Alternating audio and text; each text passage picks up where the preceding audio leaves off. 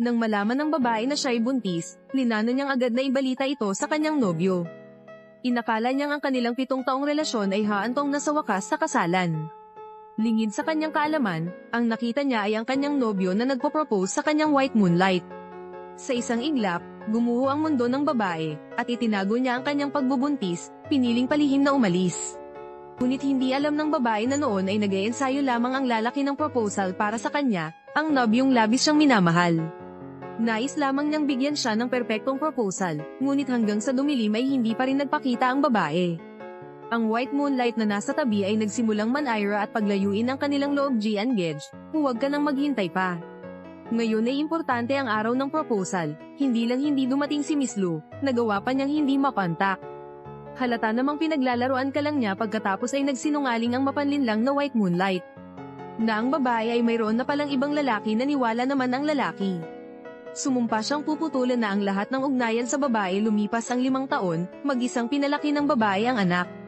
Ngunit hindi pa rin siya tinantana ng tadhana ang kanilang anak ay natuklasang may sakit na walang lunas. Ang desperadong babae ay walang ginawa kundi umiyak nang siya'y wala ng malapitan. Hindi inaasahang nabind siya sa isang system, kailangan lang niyang bumalik sa lalaki.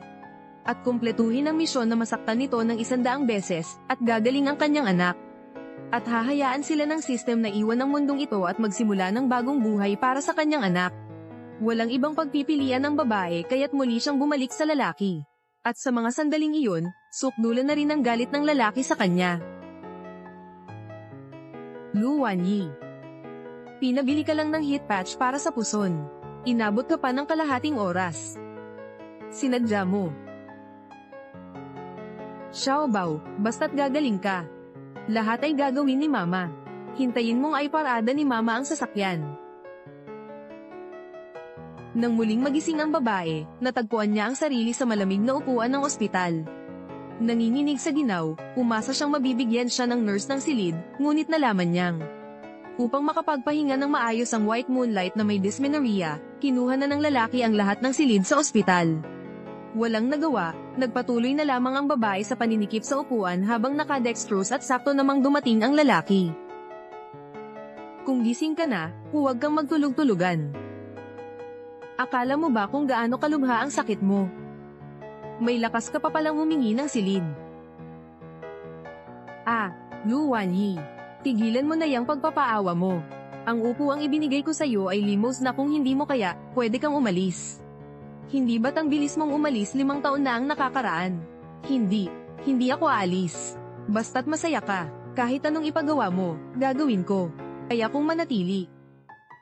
HMPH, para mailigtas ang kanyang anak, handang tiisin ng babae ang lahat ng kahihiyan. Ngunit hindi pa rin siya tinatantanan ng lalaki kasunod nito. Pinag-alaga pa niya ang may sakit na babae sa kanyang white moonlight, tatanggi sana ang babae.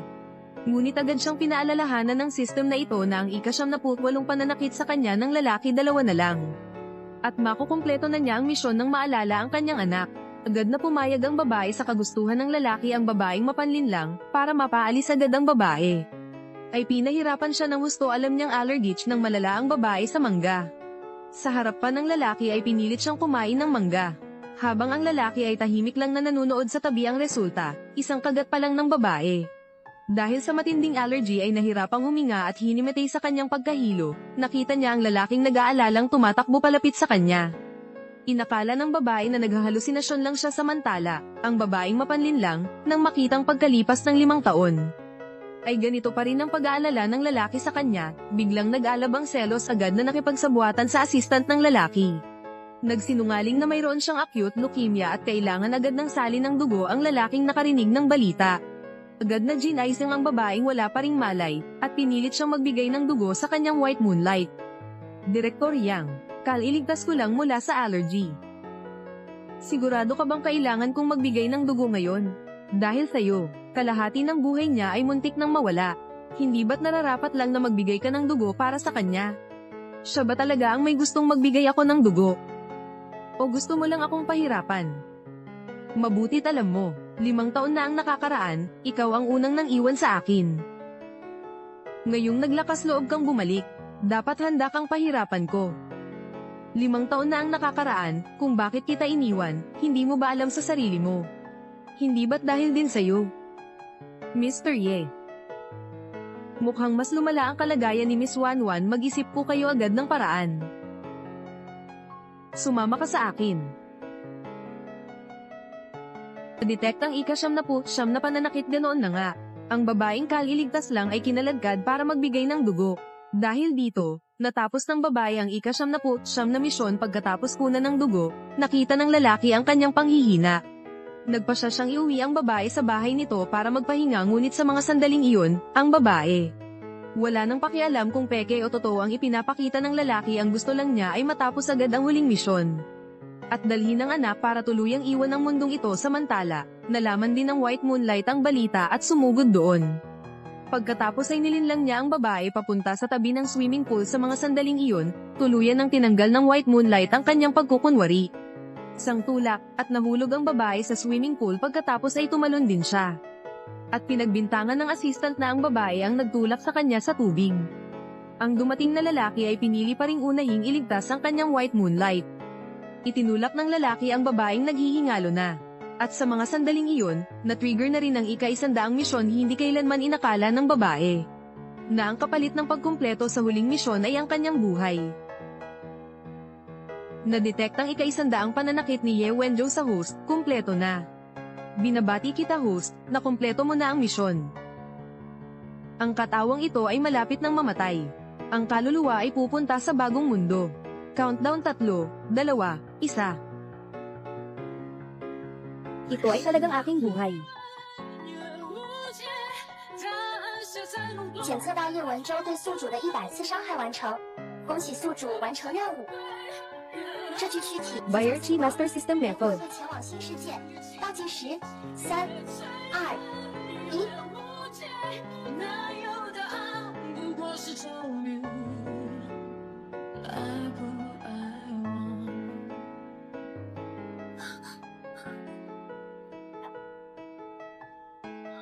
Miss Lu, pakiusap, makikiusap ako sa'yo. Sisiguraduhin kong hindi na ako magpapabalik-balik kay Kuya yan. 111111. Ginoo yan, si Ginang. 11 ay hindi maganda ang katawan. Talaga namang hindi maganda. Dali, dalhin mo siya sa ospital. Dalhin mo siya sa ospital. Titingnan ko muna. 1 Yi. Kuya yan. Tulungan mo ako. Tulungan mo ako. Gusto akong patayin ni Ginang.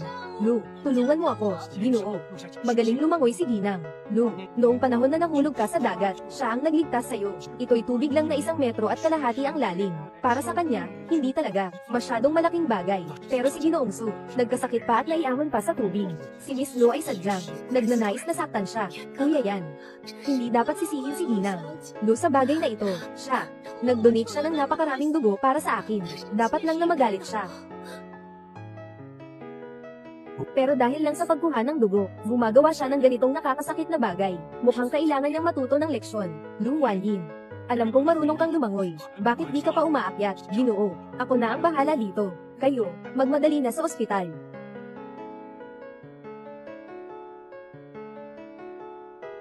Lu Wanyin, bakit di ka pa umaakyat? Huwag nang bumaba dito sa buhay na ito.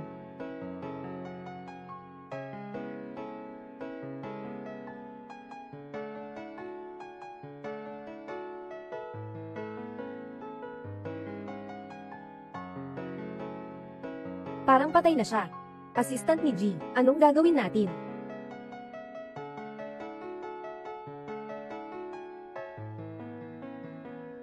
Assistant ni G, anong gagawin natin?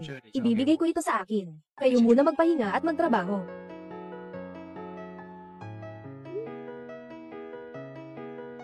Hello? Ito ba ang punerarya? Patay na si Lu Wanyin. Kuya yan. Kuya yan. Nakakabahala. Bakit parang sobrang kinakabahan ako? Kuya yan. Miss Lu. Pero ayaw lang naman niya na nagpa-blood test ako. Ganun lang niya ako galit. Ngayon, pinatalsik niya ako sa tubig. Sa susunod, di pa natin alam anong magagawa niya pa. Sobrang na-over niya na talaga ngayon. Magtiwala ka. Tatawag na ako. Pupuntahan niya para personal na humingi ng tawad sa'yo. Isang paumanhin lang. Tama nga, si Yan ay talaga namang pabor sa kanya. Sayang naman, yung taong pumanaw na, kahit gaano pa ang pabor, ano naman ang mangyayari?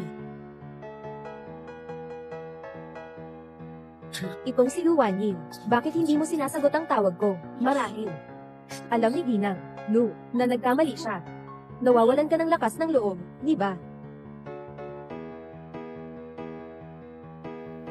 Si Xiao Ji.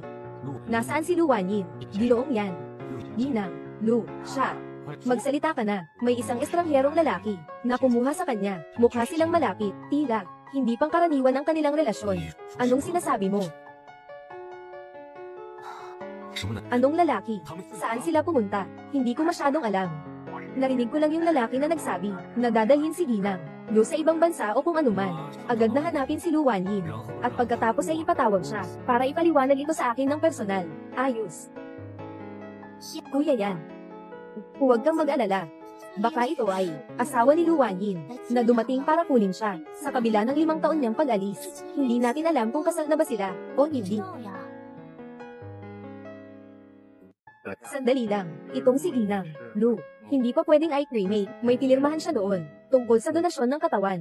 Si Direktor Yan Wenzhou, tumawag kanina, sabi nila kailangan nila ng autopsy. Eksperimentong katawan, nasa harap mismo ng ospital, diretso na lang natin siyang dalhin. Guro, diretso na sa ospital.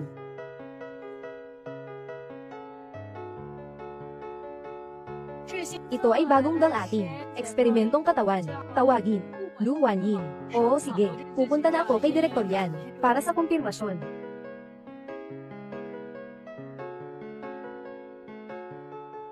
Anong nangyari? Yung babae kanina, si Lu Wanyin, dahil sa kanyang buhay, nakapirma na sa donasyon ng katawan. Hindi pwedeng i-cremate, dinala namin ang kanyang katawan, sa Yanshi Hospital. Anong sinabi mo? Yanshi Hospital.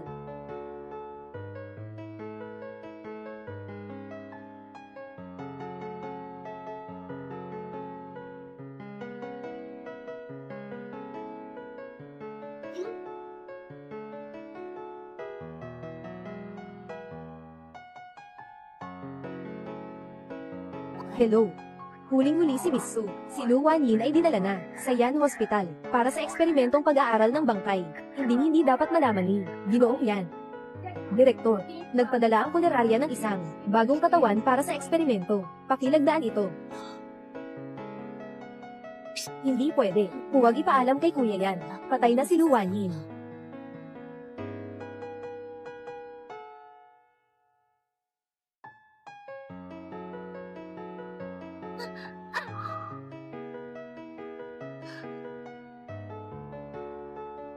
Anong nangyari, Kuya Yan? Ako, masakit ang dibdib ko.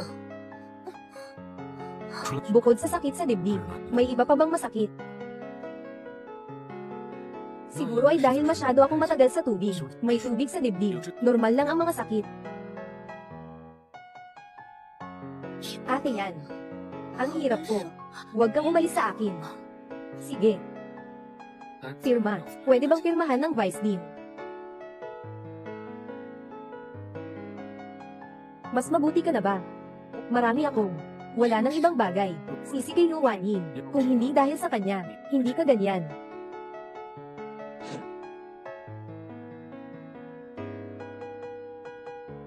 Kuya Yan. Ano ang ginagawa mo? Siyempre, hinahanap si Lu Wanyin. Hindi ba sabi ni Xiao Ji, na tumakbo siya kasama ang lalaki? Gusto kong makita, kung anong klase ng laro ang gusto niyang gawin. Kuya Yan. Si Lu Wanyin, dahil nga napagpasyahan niyang iwan ka na, siya, hindi ka niya pababayaan. Makita siya, na-install ko ang GPS sa phone niya. Huwag kang mag-alala, magtiwala ka, makakalayo pa ba siya? Ano? Lu Wanyin, nasa ospital na ngayon.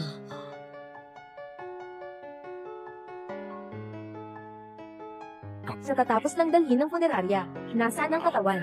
Saan ito? Hindi ko alam.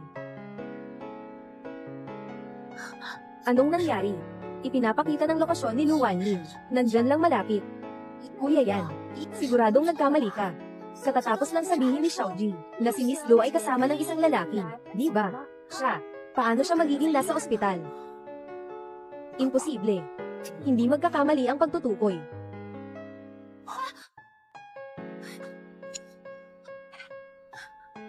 Lu Wanyin, pumunta ka na sa ospital. Bakit hindi mo sinasagot ang tawag? At hindi ka nagre-reply sa message? Kuya Yan. Baka tayo na lang ang magpasya. Huwag na nating hanapin siya. Sobrang sakit na ng nararamdaman ko ngayon. Pwede mo ba akong dalhin sa doktor? Pwede ba? Hindi pwede. Nasa hospital lang ang lokasyon niya. El Wanyin. El Wanyin.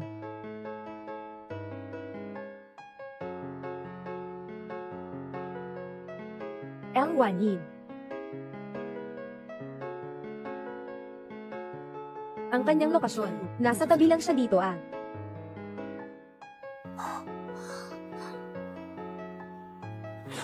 Saan galing ang bangkay na ito?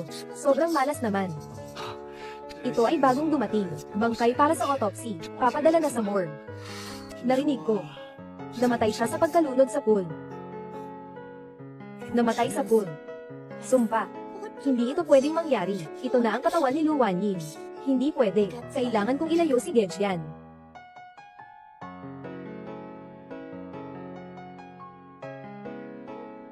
Kuya Yan. Ako, ngayon, ang puso ko, bigla siyang tumalon ng mabilis. Magsimula na tayong umalis. Hindi ito maganda. Magsimula na tayong umalis. Kuya Yan. Hindi mo ba gustong hanapin, Miss Lu? Punta tayo sa ibang lugar. Tingnan mo.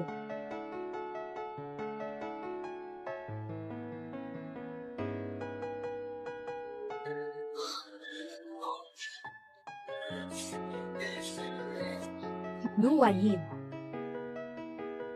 Lu Wanyin. Ay, Ginoong Yan. Ginoong Yan, dumating ka sa tamang oras. Hindi ba't sinabi mo si Lu Wanyin? Tumakas ba siya kasama ang isang lalaki? Ang lokasyon ng kanyang cellphone. Bakit nasa ospital? Nakita ko si Ginang, Lu, na lumabas mula sa pool. Mukhang hindi siya maganda ang pakiramdam. Yung lalaking iyon, marahil dinala siya sa ospital. Oo, Kuya Yan, tama, dumating na si Xiaoji. Hayaan mong si Xiaoji ang maghanap kay Ginang. Lu, maging kampante ka lang. Oo, Ginoong Yan. Dito na lang sa akin. Ihatid mo na si Miss Wanwan. Magpahinga ka na. Nakita ko na. Agad kitang sasabihan. HMM.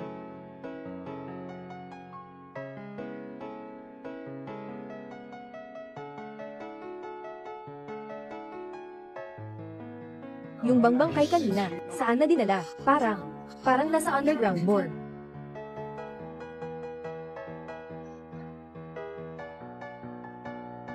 Narinig ko.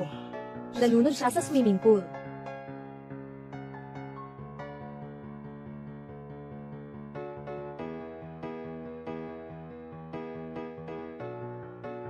Ang lokasyon ni Lu Wanyin. Bakit nandito sa morgue? Ate Yan, ito ako. Ito ay bagong dumating. Mga labi para sa eksperimento. Papunta na sa morgue. Hindi tama. Siya yung si Lu Wanyin. Kuya Yan.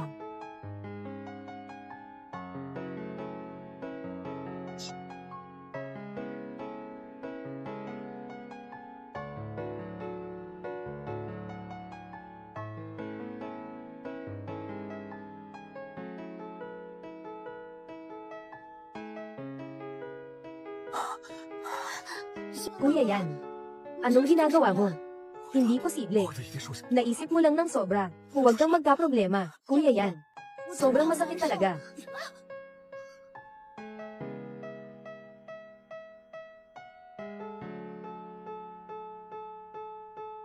Lu Wanyin, sagot ka sa telepono. Hindi ka pwedeng magkaproblema.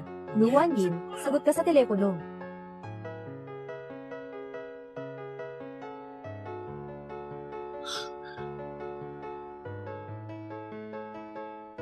Ginoong Yan. Kuya Yan.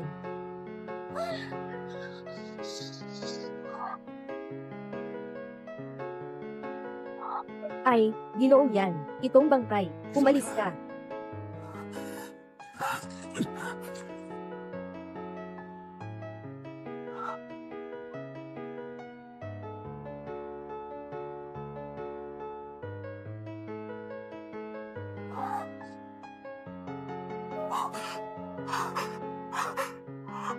Lu Wanyin. Lu Wanyin. Bakit ganito? Bakit ganito? Nanganginig ka sa akin, di ba? Ninatakot mo ako.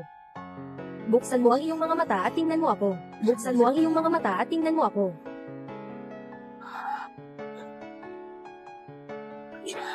Ano ba talaga ang nangyayari? Bakit? Hindi ba't sinabi mo na tumakas ka kasama ang ibang lalaki? Hindi ba? Bakit nandito siya? Siya ba ang dahilan kung bakit siya namatay? Ginoong yan. Hindi ko siya pinatay. Wala akong kinalaman dito. Siya. Namatay siya sa pagkalunod sa pool. Siya. Hindi. Hindi. Hindi. Hindi ako. Hindi ako. Hindi ako.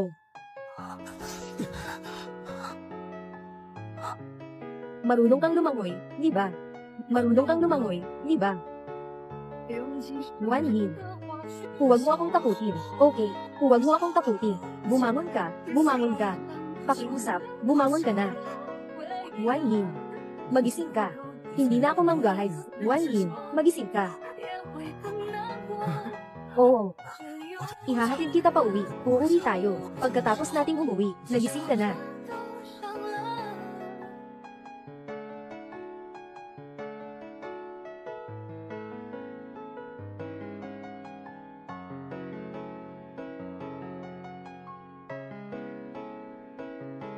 Host, binabati kita sa pagtapos ng misyon.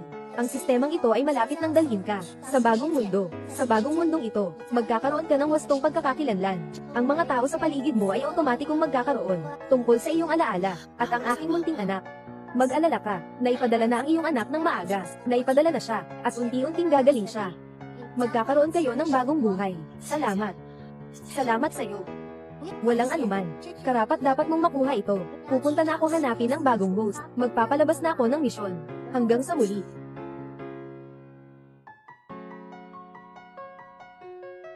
Saan ito? Nanay.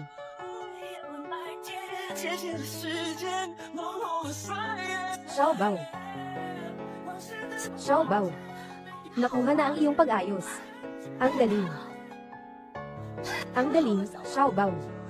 Hindi na muli hahatiin ni nanay si Xiao Bao. Magkasama na kayo magpakailan pa man.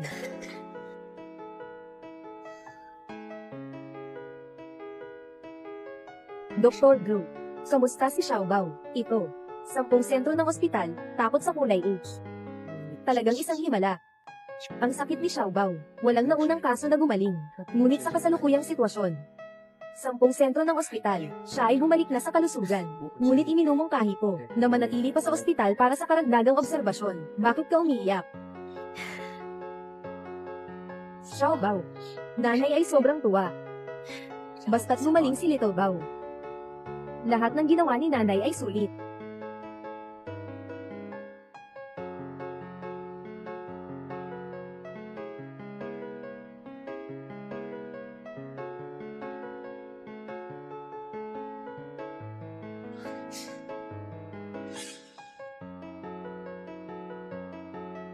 Hindi.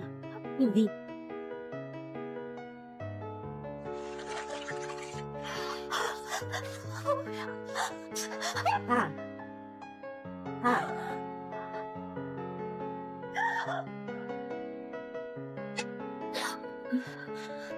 Miss Lu, okay ka lang ba? Pasensya na po, Dr. Joe. Katatapos ko lang. Managinip ng masama. Siguradong mag-isa ka lang. Nag-aalaga kay Xiao Bao. Sobrang pagod na. Huwag mag-alala. Tapos na ang masamang panaginip. Oo nga. Nakalipas na lahat. Wan Yin. Halika. Kumain ng prutas. Walang mangga dito. Huwag kang mag-alala. Gusto mong kumain ng uba?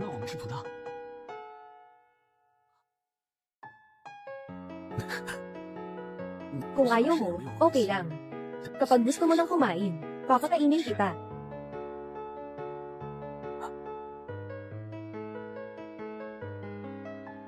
Wan Yin. Huwag ka nang magpanggap na natutulog. Magising ka na. Pakiusap, pakinggan mo ako. Pakiusap, pakinggan mo ako. Pakinggan mo ako. Ginoong yan, dinala ni Xiao Ji at Su Wanwan. Kuya yan. Lahat ng ito ay kasinungalingan ni Xiao Ji. Sabi ni Wan Yin Jia, tumakas kasama ang ibang lalaki. Talagang wala akong kinalaman dito. Wala akong alam. Aking ginoong yan. Bakit mo ako? Dinala mo ako dito ah. Alam mo rin, Lu Wan Yin. Hinailan niya ako sa tubig. Ako, hindi pa gumagaling ang sugat ko. Halos nalunod na ako. Mabilis kang mamatay. Bakit hindi ka mamatay? Mabilis kang mamatay. Ginoong Yan, ito ang araw ng insidente. Ang surveillance sa malapit sa pool. Ipinapakita ng surveillance na si Xiaoji ang umuha sa katawan ni Miss Lu at nagdala dito. Hello. Dito ba ang punerarya? Ginoong Yan, alam kong nagkamali ako. Patawarin mo ako. Ginoong Yan.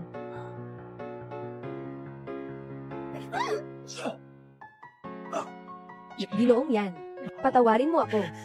Alam kong nagkamali ako. Si Ginang, Song, si Ginang, Song, ang nag-utos sa akin na gawin ito. Hindi ako, Ginoong Yan. Sinasabi niya lang, talagang hindi ako.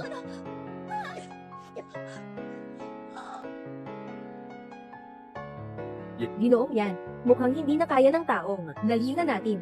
Ayusin ito. Dalhin mo na. Anak na lalaki. Maniwala ka sa akin. Hindi talaga ako ang gumawa niyan. Hindi talaga ako ang gumawa niyan. Kuya Yan. Ginoong Yan, sinuri namin ang impormasyon ni Ginang. So, ang kanyang sakit ay peke. Ito ay pinalabas ni Xiaoji.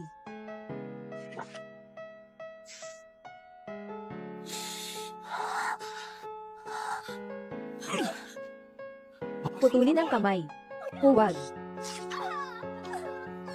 Huwag. Anak na Ginoo. Pakiusap. Patawarin mo ako. Anak na Ginoo.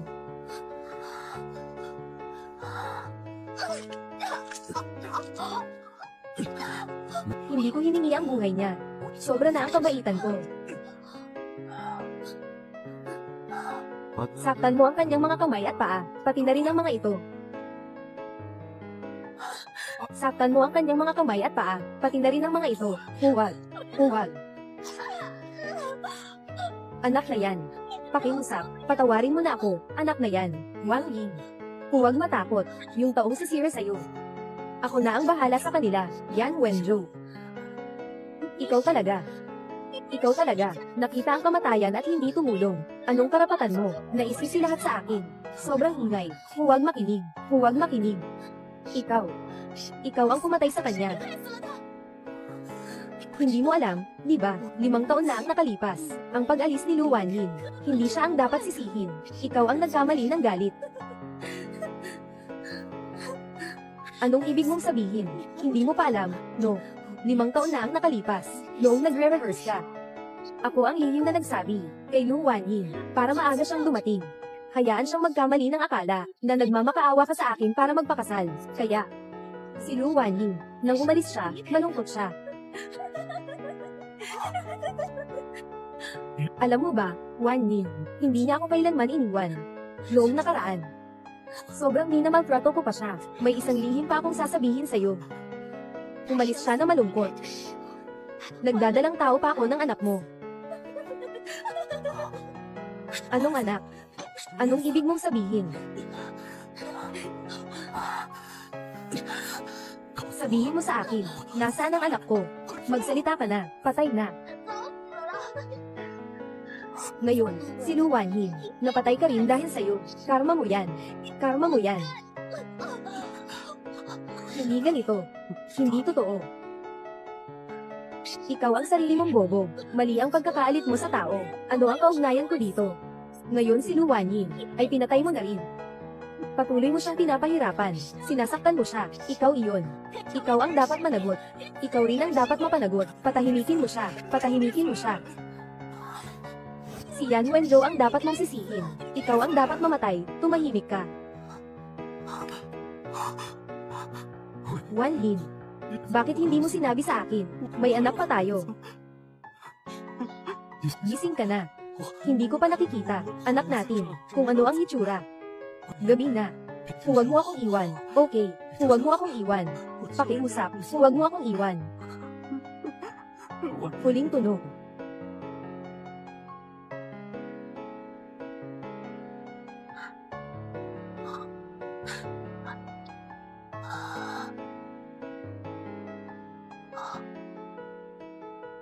Yan Wenblue. Tulungan mo ako.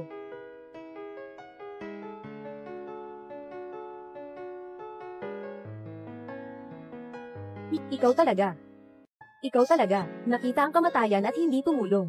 Ano ang karapatan mo? Ipinapasa mo ang lahat ng pagkakamali sa akin. Sabihin mo sa akin, nasaan ang anak ko? Sabihin mo na, patay na siya, matagal na siyang pumanaw. Ikaw ang dapat managot. Ikaw rin ang dapat mamatay.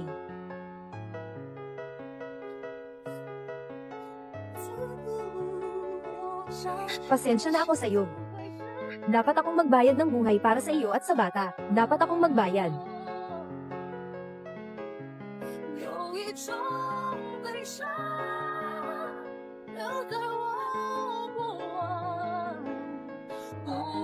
Wan Yin. Nandito ako para samahan kayo. Nasaan ito?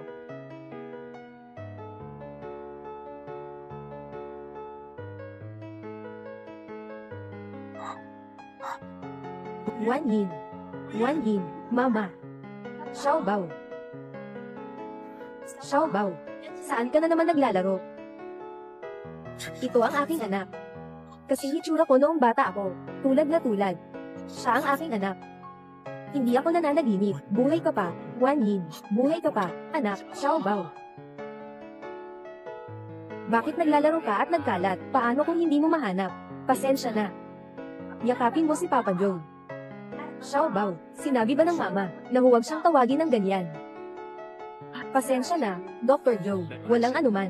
Basta gusto niyang tawagin, ay tawagin niya. Lumalaki na ang ating munting anak. Alam na ang sakit ng puso ng mama. Mabigat ba? Wan Yin. Sino siya? Sino siya? Wan Yin. Siya ang anak ko. Ikaw rin ay akin. Ikaw rin ay akin. Lu Wan Yin. Lu Wan Yin. Lu Wan Yin. Mali ba ang aking pakiramdam? Bakit ko narinig ang boses ni Yan Wenzhou? Lu Wan Yin. Lu Wan Yin. Lu Wan Yin. Lu Wan Yin. Gising na. Gising na si Ginoong Yan.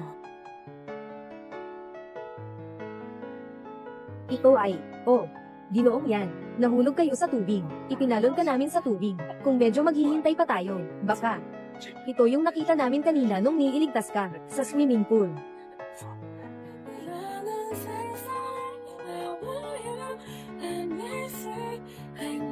Ito yung kwintas ni Wan Yin. Si Xiao Bao. At si Lu Wan Yin. Hindi namatay si Lu Wan Yin. Nakita ko siya. Nakita ko lahat. Pupunta ako sa kanila. Pupunta ako sa kanila. Ginoong Yan. Kalma ka lang. Umakbang ka palayo. Kakatapos ko lang, na hindi sinasadya, na tumalon dito. At nakita ko sila. Dito sa loob. Tiyak na makikita sila.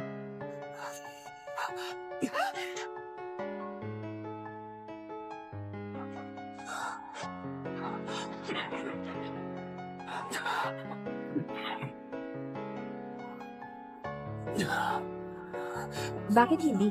Bakit hindi? Ito, si Ginoong Yan. Baka siya'y nababaliw na. Tama. Katatapos lang. Nasa bingit ako ng kamatayan. Nasa bingit ba ako ng kamatayan? Ayos na iyon.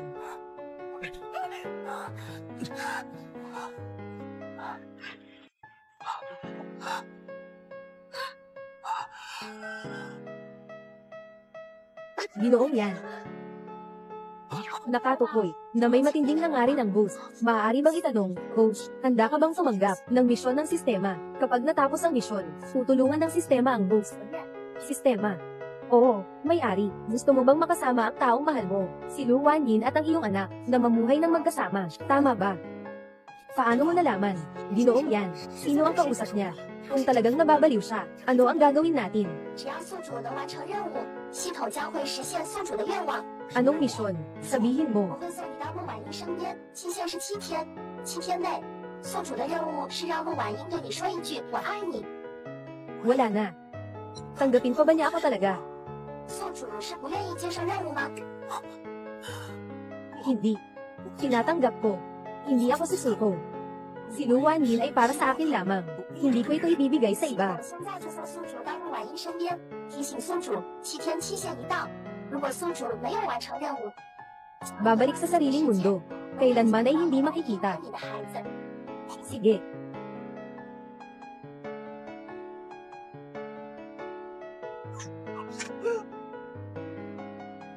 Sa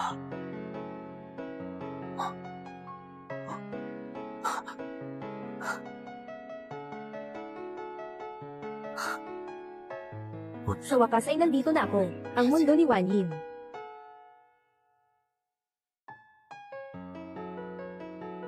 Wan Yin. Nakita na naman kita, ngayon si Xiao Bao ay lumabas maglaro, masaya ka ba? Paggabi, dadalhin ni Mama si Xiao Bao. Pumunta tayong kumain ng paborito mong wonton. Okay ba? Oo.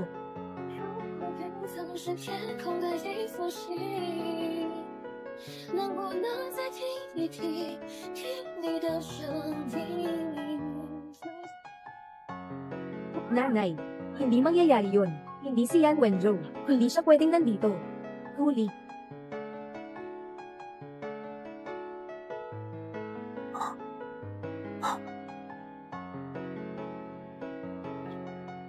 Lu Wanyin, Ginoo, anong ginagawa mo? Hindi kita kilala. Ano? Lu Wanyin, paano mo ako hindi makikilala? Tingnan mo ako. Ako si Yan Wenzhou. Lu Wanyin, Ginoo. Kung hindi ka bibitaw, magsisigaw na ako. Ikaw na masamang tao. Bitawan mo ang nanay ko. Tawagin mo si Xiao Bao. Anong ginagawa mo?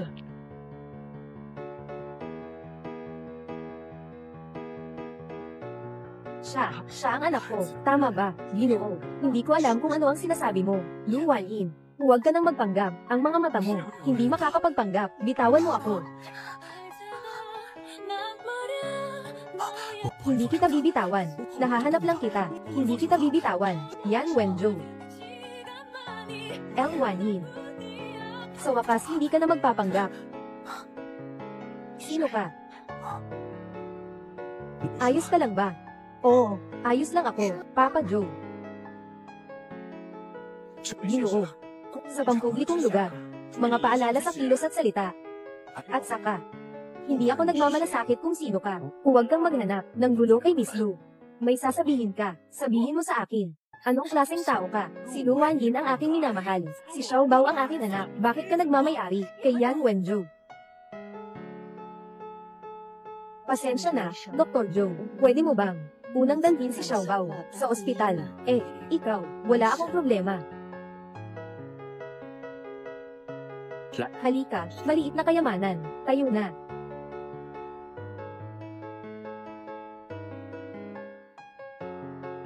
Ito na. Ito ba ang lalaki na hinahanap mo sa mundong ito? Wala itong kinalaman sa iyo.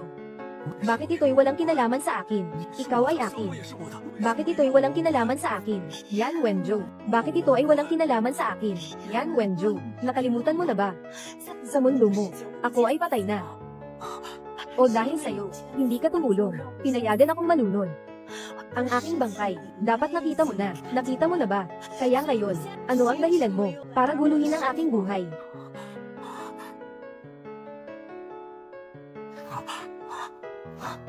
Wen Yin, hindi ka namatay. Buhay ka pa. Hindi ka namatay. Wan Yin, ako ang may kasalanan. Magsimula tayong muli. Mahal mo pa rin ako, di ba? Bigyan mo ako ng isa pang pagkakataon. Okay ba, Yan Wenzhou? Yan Wenzhou, hindi kita alintana kung paano ka napunta sa mundong ito. Pero kung may kahit kaunting konsensya ka pa, hindi ka dapat lumabas sa harap ko. 怀着散漫着凉的青春和惶恐，看着新的希望，为爱攀了高。 宿主，你的任务看来并不好完成，系统可以提供放弃的机会。 Ibabalik ka namin sa sarili mong mundo. Pakisuyo. Host, iniinda mo bang sumuko sa misyon? Kung babalik ako, ibig sabihin ba, hindi na natin muling makikita si Wan Yin? 是的，宿主，你们余生将永不相见。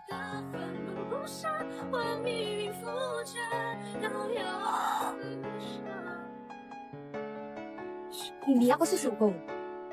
Mahal ko siya. Siya lang ang akin.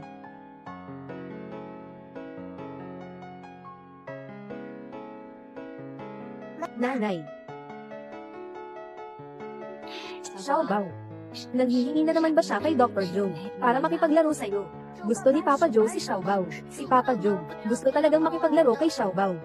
Pasensya na, Dr. Joe. Nabalam po ang trabaho mo. Walang problema. Hindi nakakaabala. Yung kanina ay...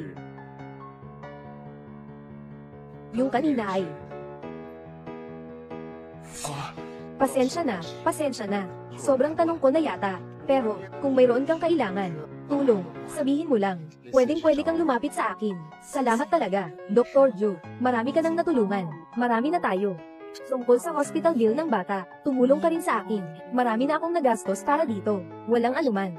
Gagawin ko ang lahat. Ibabalik ko agad sa iyo. Sige. Oh, tama, Dr. Joe. Gusto kong ipasagawa, pagsasaayos ng maagang paglabas sa ospital. Pwede ba? Bakit? Dahil ba sa bayad sa ospital? Hindi na sapat, ayos lang yan. Kaya ko, oh, hindi. Si Xiao Bao rin. Matagal nang nasa ospital. Gusto kong palitan ang kapaligiran niya. Hindi na kailangan mag-inject, tama ba? Kalagayan ni Little Bao ay maganda ang paggaling. Sa ngayon, mukhang wala na. Posibilidad na maulit, posibilidad ng pag-ulit. Uuwi ka na ba? Pwede na rin. Ang galing. Huwag magmadali, maghihintay pa tayo ng 1 linggo. Walang problema, magpaproseso na tayo ng uwi. Sige. Ay, ang saya naman. Hindi na kailangang manatili sa ospital si Xiao Bao. Dahan-dahan.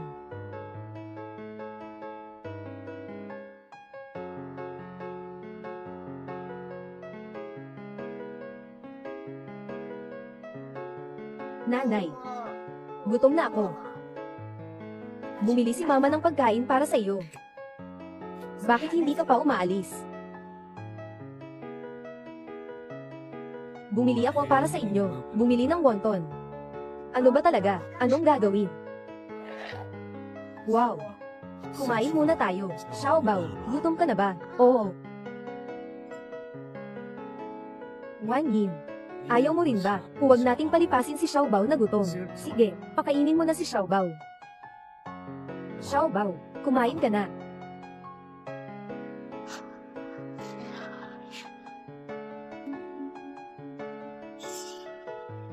Bitawan mo ako. Anong ginagawa mo? Anong ginagawa mo? Yan Wenju. Anong ginagawa mo?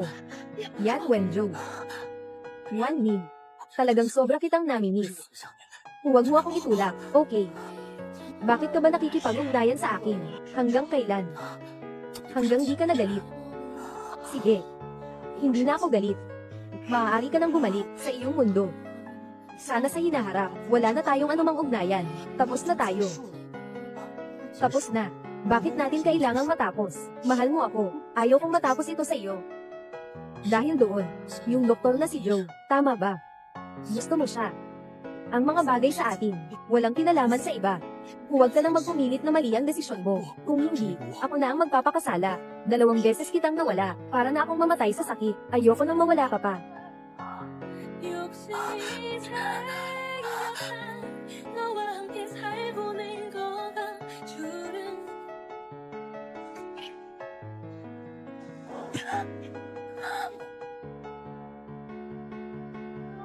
Ano ka ba? Si Luo Wan Yin ay aking mahal. Si Xiao Bao ay aking anak. Anong karapatan mo? Bitawan mo ako.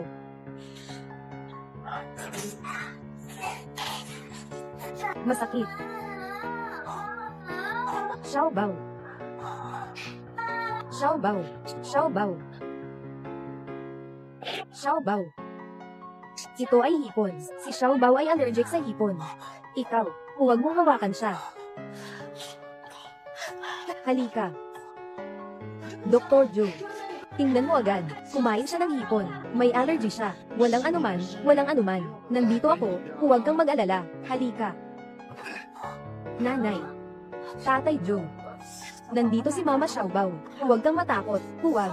Huwag. Mabait ka. Little treasure. Walang problema. Hoy, ako ito. Ako ang nagdala ng dexamethasone sa kwarto ni Little Treasure. Ako. Sige, umalis na kayo. Iwanan niyo na sa akin ang natitira. Sige. Halika, Xiao Bao. Halika, Xiao Bao. Walang anuman.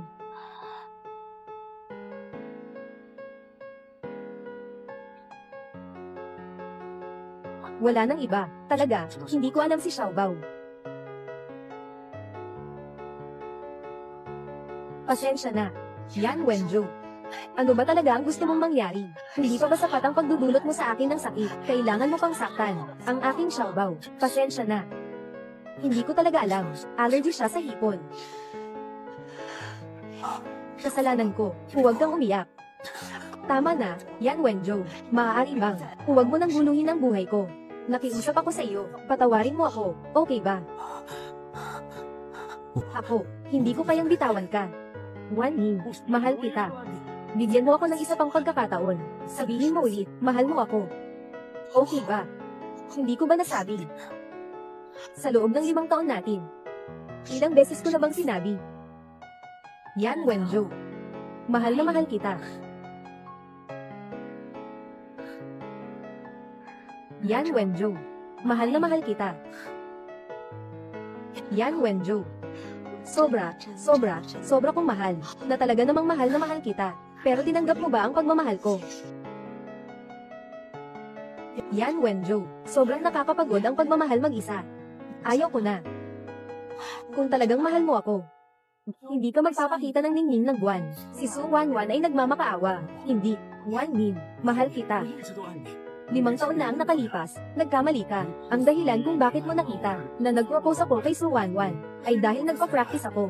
Mahal, willing ka bang pakasalan ako? Oo, willing ako. Sisi kay Su Wanwan. Pinapanta ka niya ng maaga. Kaya nagkaroon tayo ng hindi pagkakaintindihan. Totoo bang rehearsal ng proposal iyon? O nagpupunwari lang kayong nagre-rehearse para ipahayag kay Su Wanwan ang iyong pusong hindi sigurado?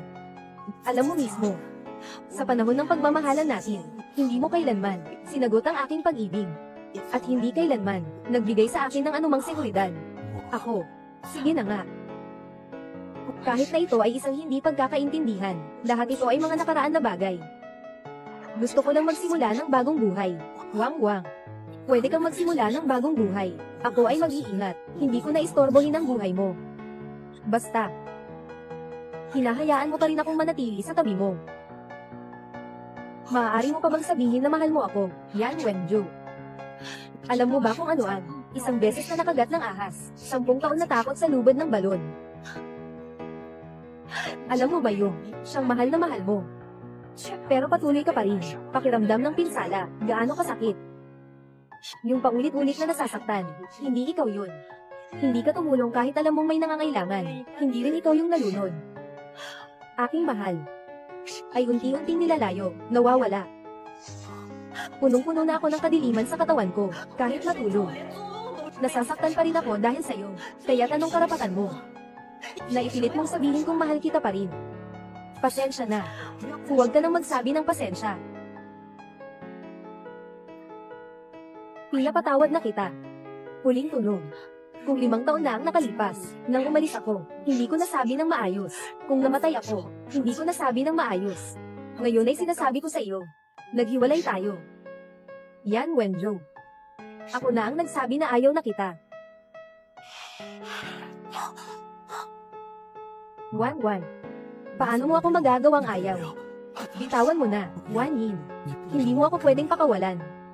Ayaw mo pa rin sa akin, pinalaya kita.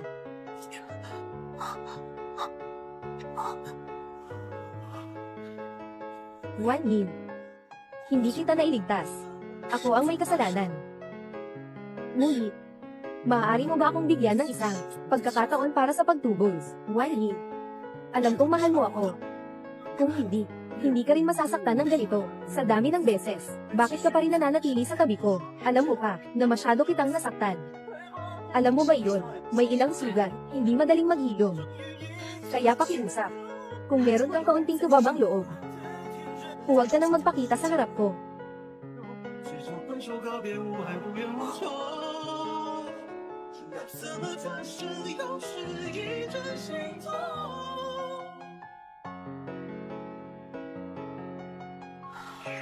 宿主，你还要继续完成任务吗？ Sa ngayon, sabi ni Lu Wanyin sa'yo, 几率为0。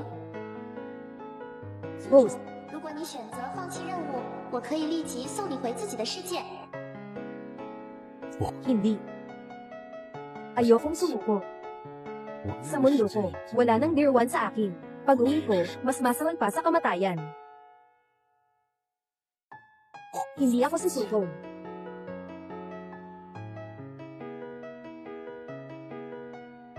Binilhan ko si Xiaobao ng gamot. Tandaan mong bigyan siya araw-araw. Si Xiaobao, salamat, Dr. Joe. Salamat sa'yo ngayon. Walang anuman. Ito ang dapat kong gawin. Nagpuyat ka buong araw. Hindi ka pa kumakain. Ano? Pupunta ako bumili ng pagkain para sa'yo. Sige, pupunta ako. Pupunta ako. Yan, Wenjo.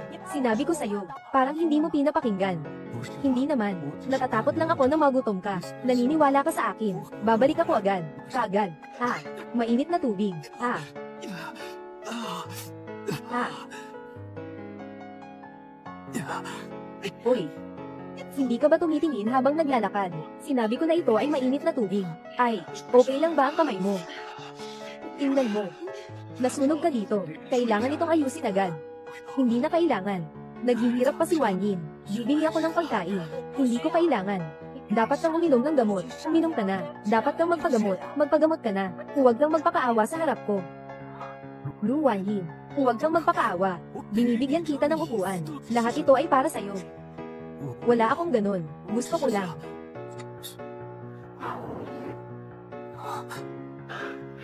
Dr. Joe, ito, walang anuman. Umalis ka na. Ay.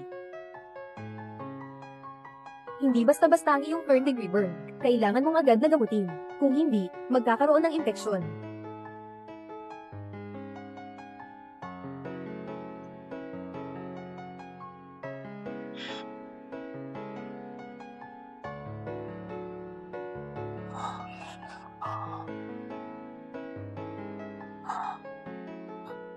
Wan Yin, may binili ako para sa iyo at kay Xiaobao. Bumili ako ng ilang bagay para sa inyo. Pasensya na. Huwag kang mag-alala. Nandito. Walang hipon. Yan, Wenjo. Hindi mo ba maintindihan? Sinasabi ko, lumayas ka na. Huwag ka nang magpakita sa harap namin. Huwag kang magalit. Ang iba ay kaya kung ay pangako sa iyo. Nakiusap lang ako sa iyo. Nahayaan mo akong manatili sa iyong tabi. Alam ko, hindi ako magaling noon. Pakiusap, bigyan mo ako ng pagkakataon. Hayaan mong mapawi ang kasalanan ko. Hindi ko na kailangan.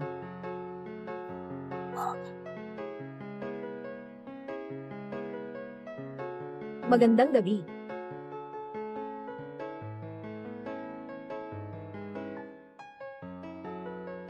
Ikaw. Mahal mo pa rin ba ako? Kung dati ay, hindi pa ito sapat na malinaw. Sige, ulitin ko. Wala akong pag-ibig. Yan, Wenjo. Hindi na kita mahal.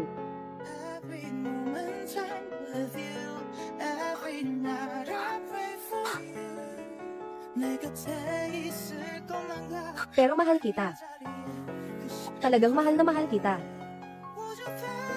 Nandito ako sa mundong ito. Wala nang masyadong oras.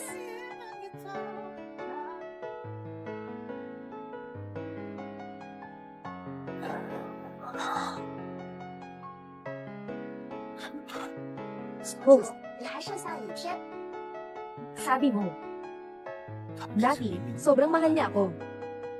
Sobrang hindi siya makaalis sa akin. Bakit ngayon, hindi na niya ako mahal? 无法回答这个问题，但陆婉英执意留在你身边，是为了完成系统发布的任务。 Misyon. 陆婉英因为误会离开你之后， Nanganak siya ng mag-isa, ng inyong anak, pero anak, biglang nagkaroon ng hindi magagamot na sakit. Xiaobao, kaya nating tiisin ito. Okay, huwag mong takutin si mama. Gusto mong iligtas ang anak mo, di ba? 只要你回到叶文州圣殿，完成被他伤害100次的任务，你的孩子就能痊愈。 Totoo ba? 当然，任务完成后，本系统会带你们离开叶文州，到一个新的世界继续生活。 Sige. Sinasabi mo ba? Bumalik siya sa tabi ko. Upang makumpleto ito, ang utos na binigay mo sa kanya. Bumalik siya sa tabi ko. Upang makumpleto, ang misyon na ibinigay mo sa kanya. 你对他的第一次伤害，是他刚回到你。 Kapag nasa tabi mo ka. Yan, Wenjo. Yan, Wenjo. May mahalagang bagay akong kailangan sa iyo. Yan, Wenjo.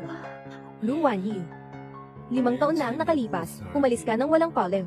Ngayon, paano ka naglakas loob na bumalik? Sa kabuuan, sa pagkakataong ito, may mahalaga akong bagay. Maaari mo bang hayaan akong manatili sa iyong tabi? Kung humihingi ka, dapat mayroong ang saloobin sa paghingi ng tulong.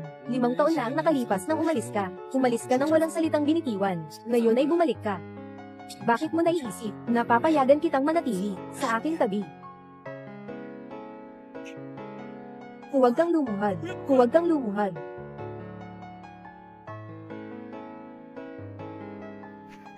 Pakiusap, hayaan mo akong manatili. Basta't hayaan mo akong manatili sa tabi mo. Gagawin ko ang lahat. Basta't hayaan mo akong manatili sa tabi mo. Gagawin ko ang lahat.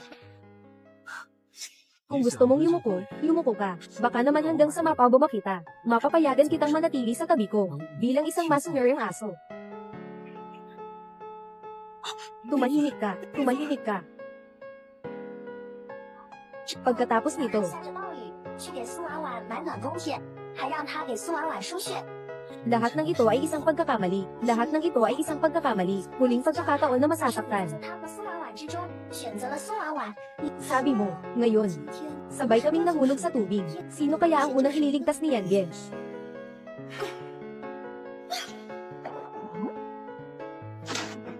Nako, hindi maganda. May tao. Tulungan nyo. Si Ginang. Lu ay itinulak si Ginang.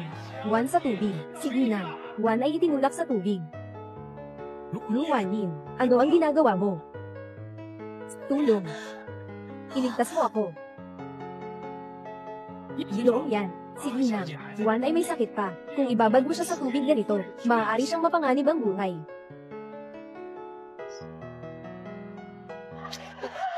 Yan Wenju.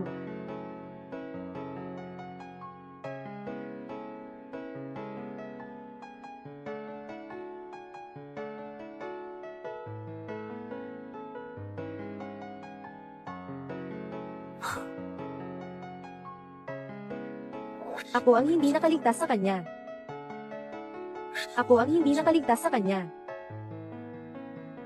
Kaya hindi na niya ako mahal. Anong gagawin ko? Assistant Director G. Hayaan mo na ako. Kayo na muna ang magpahinga.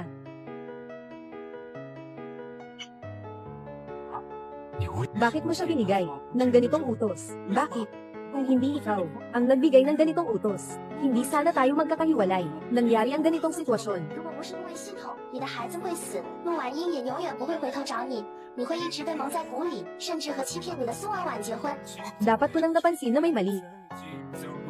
Dapat ko nang tinanong ng mabuti. Bakit siya umalis? Bakit ka bumalik? 然后我能早早解开误会，我能救你。宿主，时光无法回溯，但系统的奖励绝对真实。陆婉英很好的完成了任务，所以系统带她来到了新的世界，给了她新生活。如果你能完成系统发布的任务，系统也会给你新的生 Bagong 活。 buhay. 宿主，你要选择继续完成任务吗？ Ano pang karapatan ko? Nahayaan siyang sabihin na mahal niya ako. Muling kumpirmahin, kung nais pa ng ghost, na ipagpatuloy, nahayaan si Lu Wanyin, na taos pusong sabihin, na mahal kita. Ang takdang panahon, ay natitira pang 5 araw.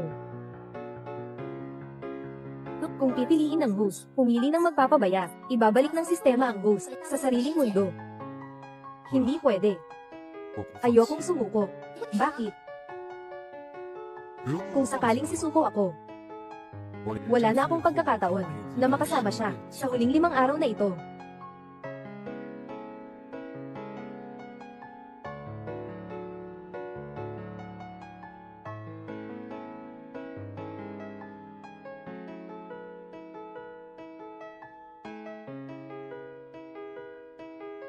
Wait now.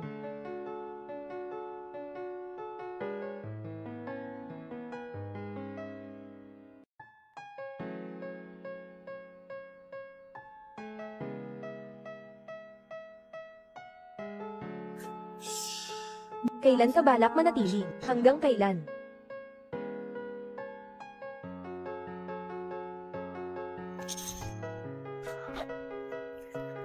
Pasensya na. Wala akong ibang lugar na mapupuntahan kundi dito. Wala akong ibang lugar na pupuntahan. Maaari ko bang tingnan si Xiao Bao? Hindi pwede. Ayokong makita ni Xiao Bao. Nakikita kita.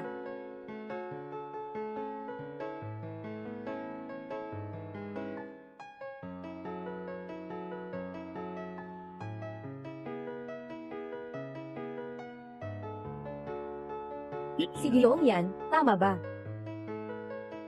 Usap tayo.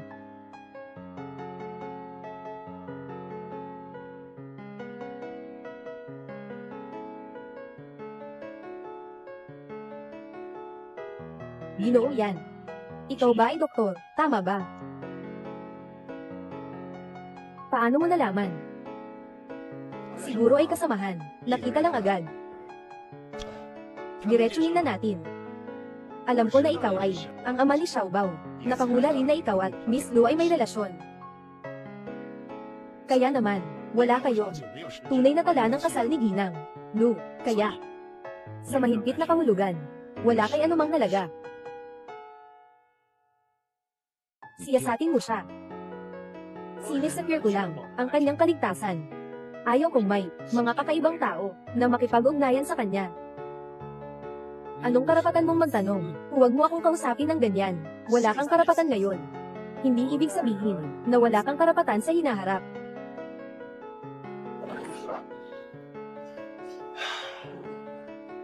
Gusto mo siya? Oo. Balak kong seryosohin ang panliligaw sa kanya. Bubuhayin ko siya ng maayos at aalagaan siya kasama si Xiao Bao.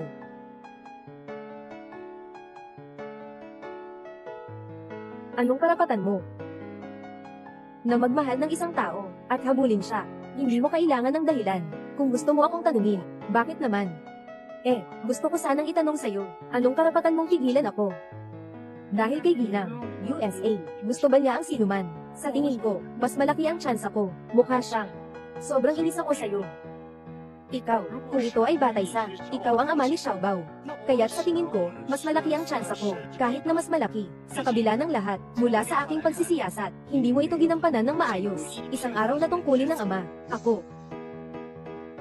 Hindi ko alam iyon, na nandyan si Xiao Bao. Hindi mo alam. Bakit hindi mo alam? Bakit nandyan si Ginang Lu? Nang nagbubuntis ako, kailangan na kitang iwan. Maliwanag. Hindi ka isang karapat-dapat na kasintahan, at lalo na hindi ka isang karapat-dapat na ama, na huhuling pagmamahal. Mas mababa pa sa damo. Minsan na lang akong nakakalampas. Ginoong yan. Sana sa hinaharap. Huwag ka nang makialam pa kay Miss Lu at kay Xiao Bao. Ibibigay ko sa kanya mas magandang buhay.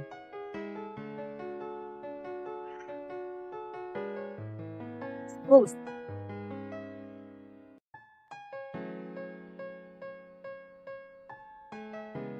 Maaari mo bang tulungan akong suriin? Itong si Joe, may impormasyon ba? Maaari itong suriin. Gusto ng host na malaman. Impormasyon tungkol sa mga kakompetensya. Natapos mo na ba ang gawain? Ngayon tutulungan ko ang host. Hanapin ang impormasyon tungkol kay Joe Chenen. Host, nahanap ko na. Joe Chenen, pinakamayamang tao sa Yancheng. Ang anak ng pamilyang Joe, sikat sa buong mundo, nagtapos sa medikal na paaralan. Dahil ayaw niyang ipagpatuloy, pamilya nilang negosyo, kaya't hindi maganda ang relasyon. Ngunit sa ibang aspeto, halos perpekto. Host, siya ay isang napakahusay na. Sino ang mga kakompetensya? Nalaman din ng sistema, ang pamilya Joe ay dati tulungan si Joe Chenen na ayusin ang isang kasosyo sa kasal. Apelyido ay Song, mula rin sa Yancheng. Huwag maliitin ang pamilya ni Xiao Liang. Kasal na kasunduan.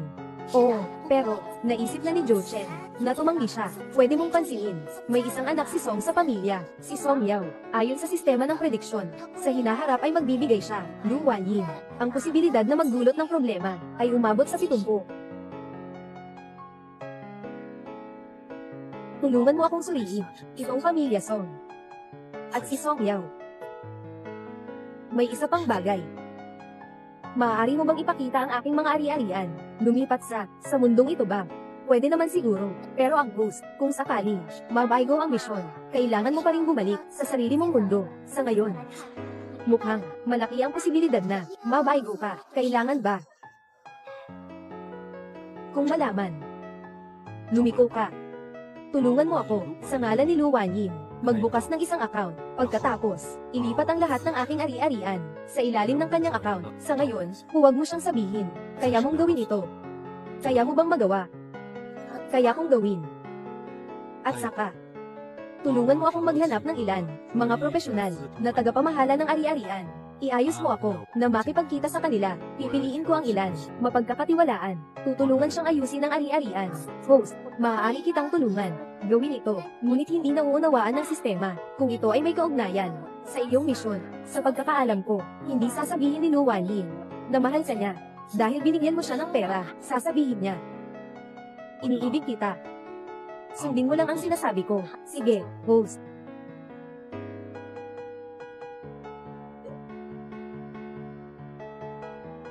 Huling tunog. 5 na lang ang natitira. 5 na lang ang natitira. Aayusin ko ang lahat para sa'yo. Lahat ng bagay.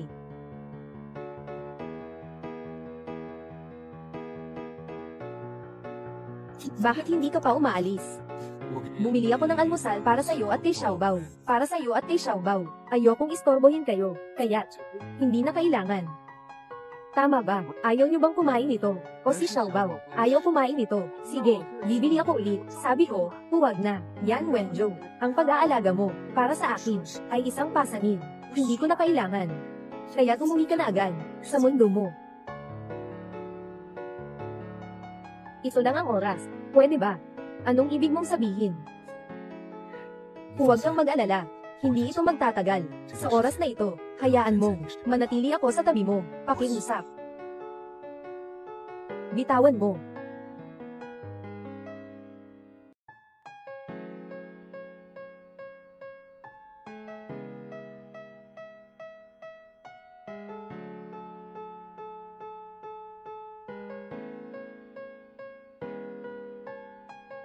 Xiaobao. Gutom ka na, di ba? Halika.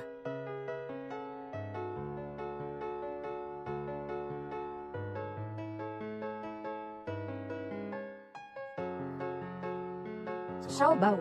Gutom ka na, di ba? Kumain ka. Huwag kang mag-alala, sa pagkakataong ito, walang hipon. Hindi iyon, sabi ni Mama, huwag basta-basta, kumain ng mga bagay mula sa estranghero. Hindi ako. Hindi ako estranghero. Sino ka naman? Ako ay. Kung sabihin ko kay Xiaobao, Wanyin, siguradong magagalit siya. Xiaobao, kumain muna tayo. Kung gusto mong kumain pa, kung may iba pang bagay, bibiliin ko na lang para sa'yo. Sabi ni Nanay, huwag mong basta-basta kunin ang gamit ng iba. Kaya tayo, maging magkaibigan na. Hindi na ako ibang tao. Hindi na estranghero. Tama ba? Kaya tayo'y maging magkaibigan.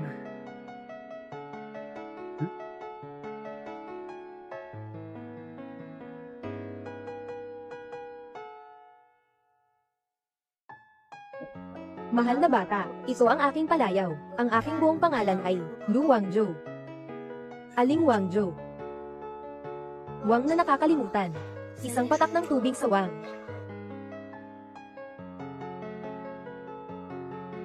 Lu Wangzhou. Lu Wanyin nakakalimutan. Yan Wenzhou. Wanyin. Talaga namang, wala kang balak. Lumabas ako sa buhay ninyo. Anong nangyari sa'yo? Wala akong problema. Kaya tayo ay magkaibigan. Oo. Dalhin mo ako kay Mengmeng. Okay lang ba? Mengmeng, sino siya? Kaibigan ko siya. Sa silid ng pasyente sa ibaba. Sige. Ibibigay ko ang laruan na ito sa kanya. Sige.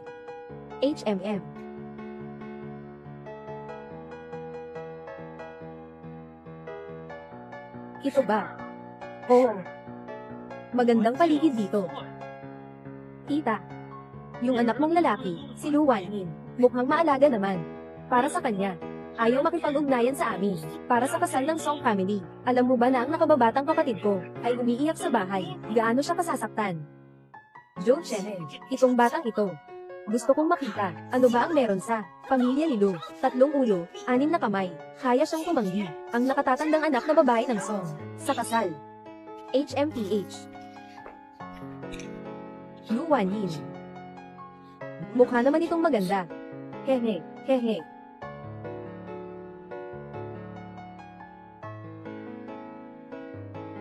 Nasaan ang tao? Le Bao Chow. Kayo ba ay? Ikaw si Lu Wanyin, di ba? Ha, ako ay.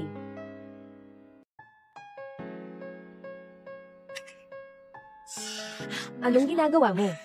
Miss Lu, huwag kang mag-alala, mag-usap lang tayo. Ako ay ina ni Joe Chenin. Dr. Joe. Magandang araw po, tita. Akala ko, ano ang engkantada? Ngayon na tiningnan. Hindi naman pala.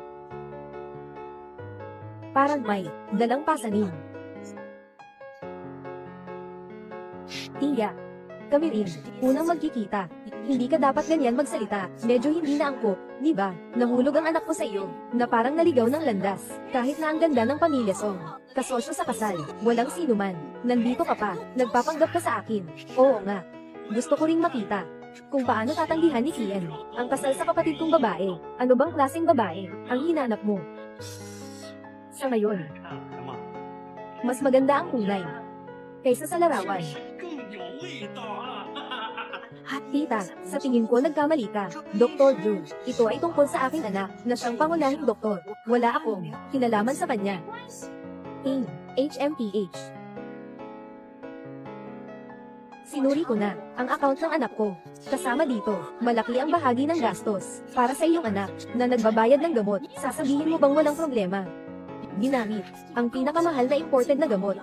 Nakatira sa pinakamagandang pribadong silid ng ospital. Bakit? Ngayon, sabihin mo sa akin, walang anuman, para bang ang anak ko, nasa uli ka talaga? Hindi po, tita, babayaran ko ang perang ito. Tiyak na, kailangan mong bayaran. Hindi lang kailangan mong bayaran ang utang, at kailangan mong lumayo sa anak ko, ng kaunti. Tita, talagang nagkamali kayo, ako at si Dr. Joe. Hindi katulad ng iniisip mo, huwag mo akong lokohin. Sasabihin ko na lang sa'yo, ang ganitong, mababang estado, na may dalang pasanin. Hindi kita papayagang makapasok, sa bahay ng Joe. Nilagdaan ito, at pagkatapos, huwag nang makita ang aking anak.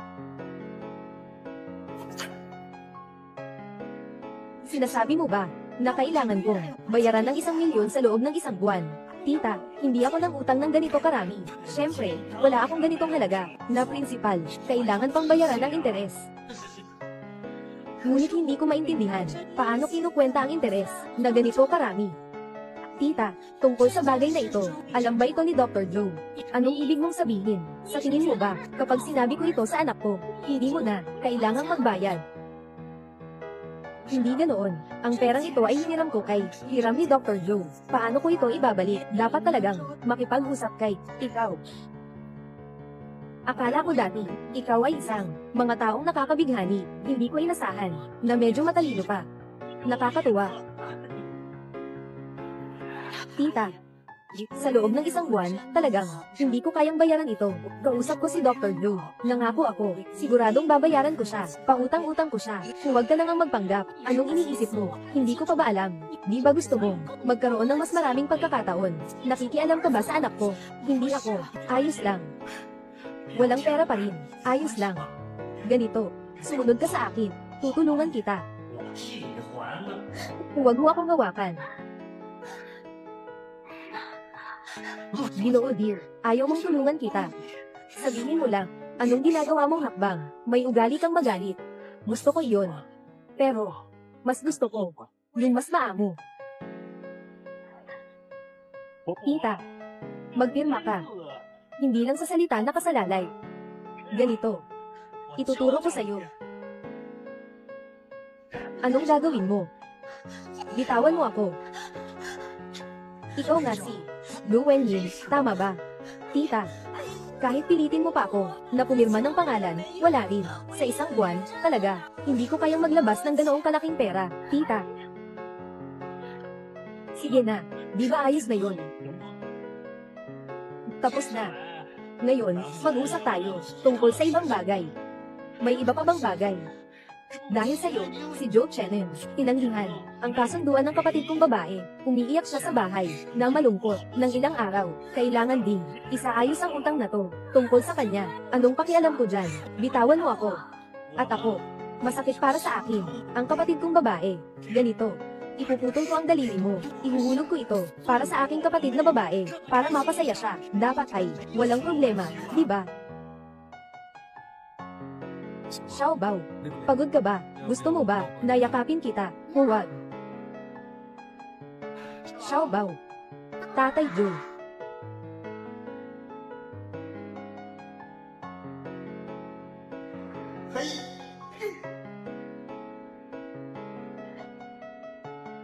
Saan ka kanina?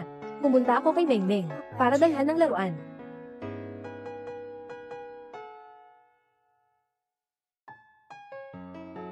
Diloong yan. Mukhang totoo ang sinabi noong araw, huwag istorbohin si Hinang, Lu, at si Xiao Bao. Hindi mo ba naintindihan? Joe Kien. Parang, hindi kita sinang-ayunan, at saka, parang wala ka rin karapatan. Sabihin mo sa akin ang ganitong salita. Tita, Song Yao, hindi naman siguro kailangang magputol ng daliri, huwag mong gawing sobra ang bagay, masyadong magulo. Nasa bahay ang kapatid kong babae, nakaranas ng napakaraming paghihirap. Kailangan may isang tao na magbayad ng presyo, di ba? Ganun ba? Kung hindi, gagawin ko na lang. Naputulin ang isang daliri ni Joe Chenin. Ano sa tingin mo? Anong sinasabi mo? Tingnan mo, ayaw mo na naman. Kung ganoon, kailangan mo. Miss Lu, huwag. O kaya naman, pwede kang pumili. Sumama sa akin. Ako ang bahala, pakawalan mo ako. May puso kang magpursige. Gusto ko yung mga tinuturuan ko. Ganyang maliit na wildcat. Mag-alala ka. Kahit kakulang ng isang daliri, hindi ito makakaapekto sa mga bagay sa kama. Sabi mo nga, di ba? Ha?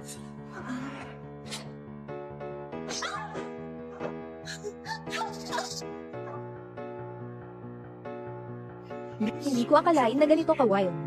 Hindi ko alam kung sa kama. Ganito rin ba?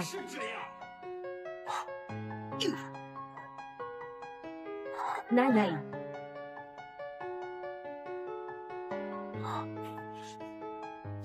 Ikaw si Song Yao. Sino ka naman? Lumabas na kayo muna. Babalik pa ako. Hanggang sa muli. Song Yao. Ito ang pamilya ko, Joe, tungkol sa pamilya Song. Huwag nang isangkat ang ibang tao. Pasensya na. Panganay ng pamilya Joe. Ngayon, hindi na ito tungkol sa ating dalawang pamilya. May nangyari. Ginang, baka, gusto ko rin ito. At saka, hindi naman nasayang ang mga pako. Dalhin mo muna si Xiao Bao. Bilisan mo.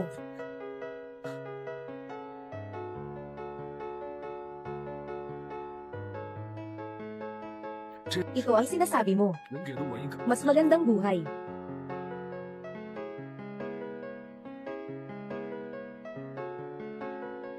Ganito lang. May lakas ka pang mang-warning sa akin, na huwag ko silang istorbohin. Inay, ano ang ginagawa mo? Ako, hindi ko naman kailangan. Siya pa rin ang may pera. Ayaw kong hayaan ka, maging tanga. Para sa ganitong babae, tinanggihan ng pamilya Song. Napakagandang kasal. Sapat na. Ito ang tungkol sa akin. Ikaw. Hindi ako makikipag-ugnayan sa pagsasama ng mga dalaga ng pamilya Song. Sige, sige, sige. Napakatapat ng pag-ibig.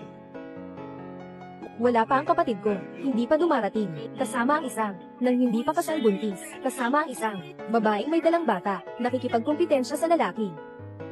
Mas maging maingat ka sa salita. Ano na namang nangyayari dito? Si Miss Lu. Napakaakit na talaga. Joe Chen. May nadagdag ka na naman, kalaban sa kompetisyon ah. Hindi. Kayo tatlo. Sama-sama. Kayo, ang laro nyo, sobrang gastos na rin. Huwag, hindi mo alam, na hindi siya madaling lapitan. Sige nang, USA, talagang may angking ganda. Gusto ko rin. Ganito. Kayo tatlo ay naglalaro din. Mas mabuti, isama niyo ako, wala akong pakialam Naglakas loob kang saktan ako.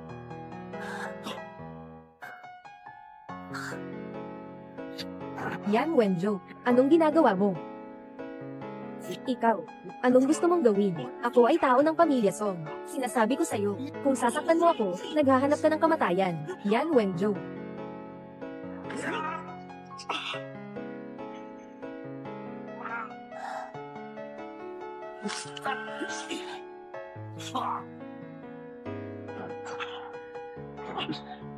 Ginalaan kita.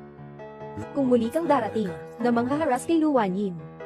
Itong kutsilyo. Tama lang sa puso mo.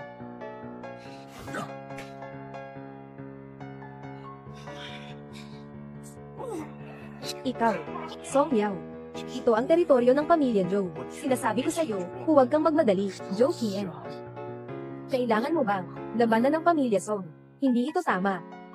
Ayos lang. Ayos lang. 10 sentro ng ospital, ngayon. Tayo hindi magkasundo, hindi maaaring magkasama. Apelyidong Zhou. Tandaan mo, pampublikong pamahalaan, at ikaw. Si Yan Wenjo, di ba?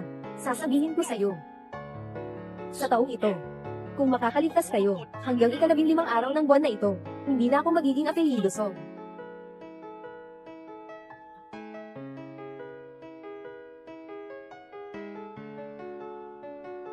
Putulin mo lahat ng pakikipagtulungan ng Zhou family, at saka, alamin mo ng maigi, may isang tao sa paligid ni Luwan Yin, na ang pangalan ay Yan Wenjo. Gusto kong patayin siya. Anong ginagawa mo? Hindi mo alam kung sino siya. Sino si Song Yao? Bakit mo siya siniraan? Nanay. Sentro ng ospital. Ano ang balak mong gawin? Dapat sana ay maayos ang kasunduan ng dalawang pamilya. Tinanggihan mo na nga. Nakaaway mo pa si Song Yao. Talagang hindi ko na kayang pangasiwaan ka. Bahala ka na dyan.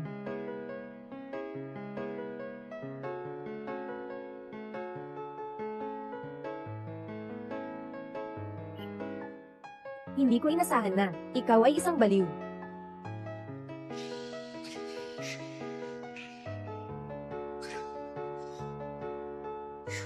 Oo nga. Baliw ako.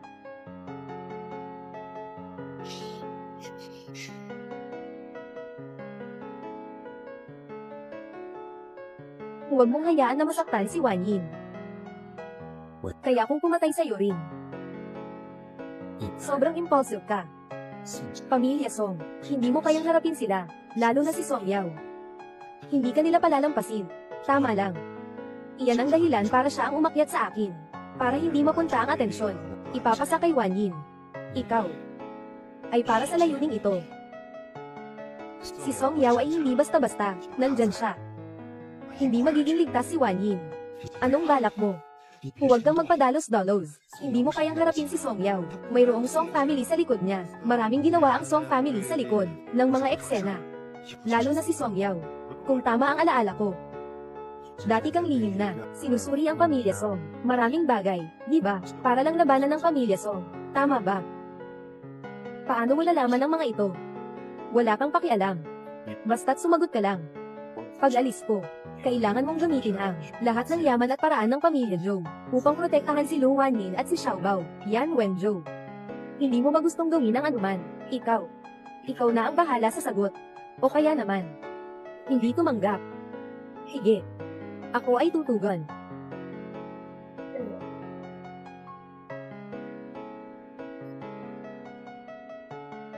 Host, may 3 araw ka na lang.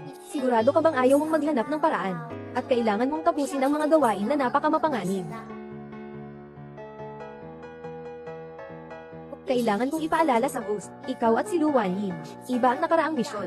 Ito ay magiging totoo kung ikaw ay. Ito ay magiging kamatayan ng mundong ito. Ito ay magiging tunay na wakas ng buhay. Hindi na makabalik sa sariling mundo. Alam ko. Ito na ang huli na magagawa ko para sa kanya.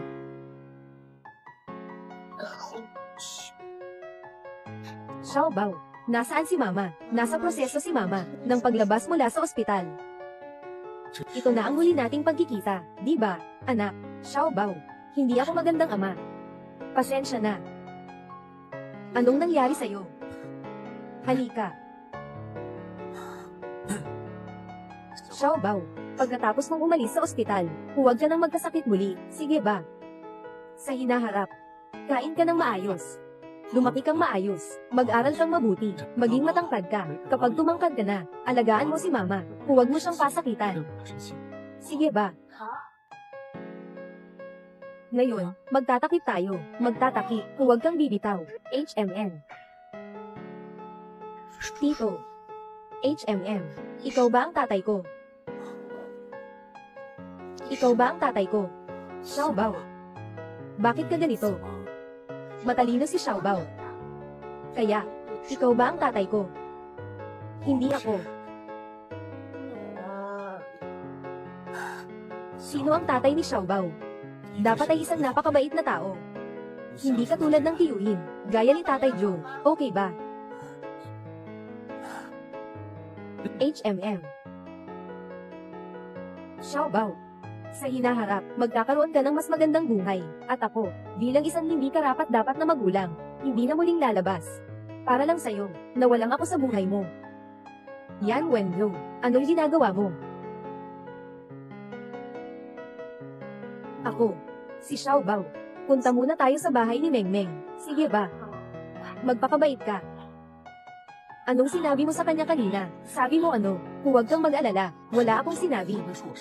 Mabuti na lang. Si Xiaobao ay akin. Kung sakaling maglakas loob ka, manghimasok sa kanya, hindi kita patatawarin. Huwag kang mag-alala, hindi ako makikipag-agawan sa'yo. Huling polem. Uuwi na ako. Wala na akong oras. Babalik na ako sa aking mundo. Ah.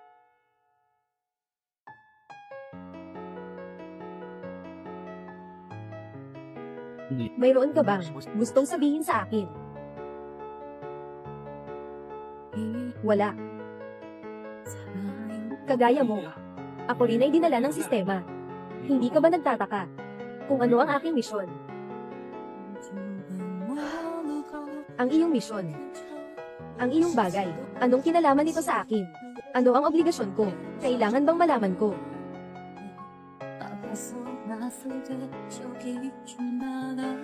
Pasensya na. Ako ang nag-isip ng labis.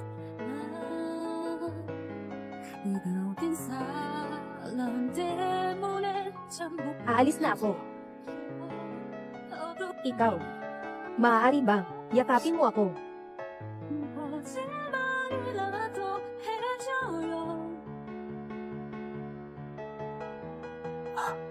Pasensya na. Nahihirapan ka na, paumanhin. Yan Wenjo. Kami. Hindi na tayo magkikita. Sige.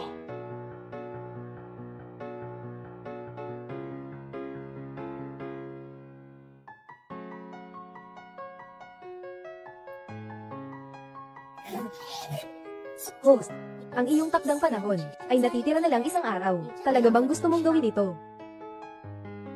HMM. Muling paalala sa host, kung ikaw ay mamatay sa mundong ito ay tunay na kamatayan, hindi na makakabalik sa sariling mundo. Alam ko. Host, kailangan mo bang magpursige pa? Hanggang si Luwanin, sasabihin ko sa'yo, mahal kita. Makakaya mong tapusin ang misyon, manatili sa kanyang tabi, marahil sa hinaharap, magkakaroon kayo ng mas magandang wakas. Sige na. Yung tungkol sa pagmamahal sa akin, sobrang sakit para sa kanya. Sa mundong ito, ang maaari kong gawin para sa kanya, ay isang bagay lamang. Song Yao. Hindi pa ako pumunta para hanapin ka, ikaw pa ang unang lumapit sa akin. Hindi pa naman ako pumunta sa'yo. Pero ikaw ang unang lumapit sa akin. Bakit? Akala mo masyadong mahaba ang buhay. Lumayo ka kay Luyanin. Ikaw, ito ay isang babala sa akin, misteryo. Ano ka ba talaga? Bakit ako makikinig sa'yo? Walang anuman. Saka na lang ikaw. Wala ka ng pagkakataon, nakilala na si Luan Yin. Anong ibig mong sabihin? Gusto mo akong patayin? Huwag mong akalain, na dahil nasaksak ko ang kamay ko, isang beses lang, matatakot na ako sa'yo. Pero hindi ako natatakot sa'yo. Kung ganun, bahala ka. Ngayon, hindi ka makakalabas dito. Sige.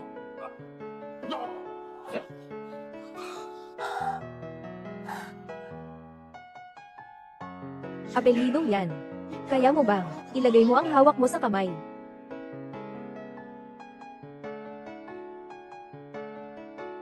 Apelidong yan.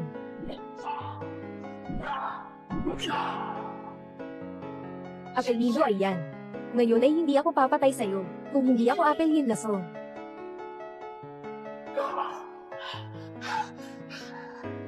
Para sa isang babae, nasiraan ka na ba?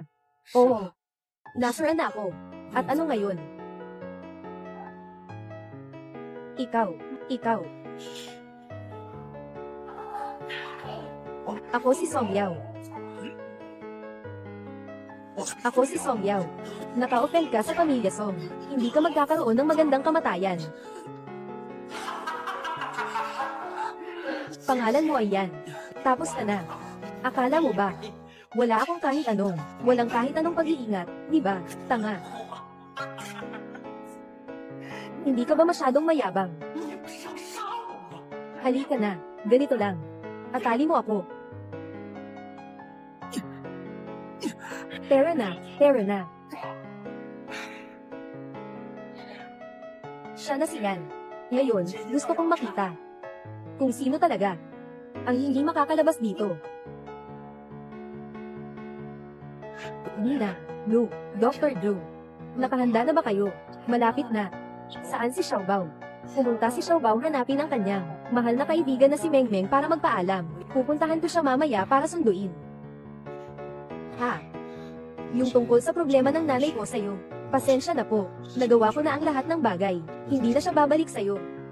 Salamat sa'yo, Dr. Drew. At si Ginoong yan. Umalis na siya. Hindi na tayo magkikita muli. Talagang umalis na siya. Ha? Wala lang.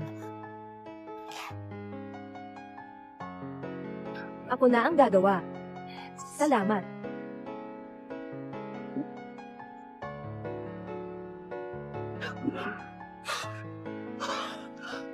Nakatukoy ng host. Bumababa ang mga palatandaan ng buhay. Host, kung ganito ang mangyayari, mamamatay ka.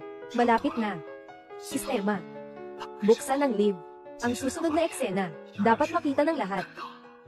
Host, ikaw. Sige na. Ngayon, magbubukas na tayo ng live stream para sa host. Buksan ang live stream na larawan.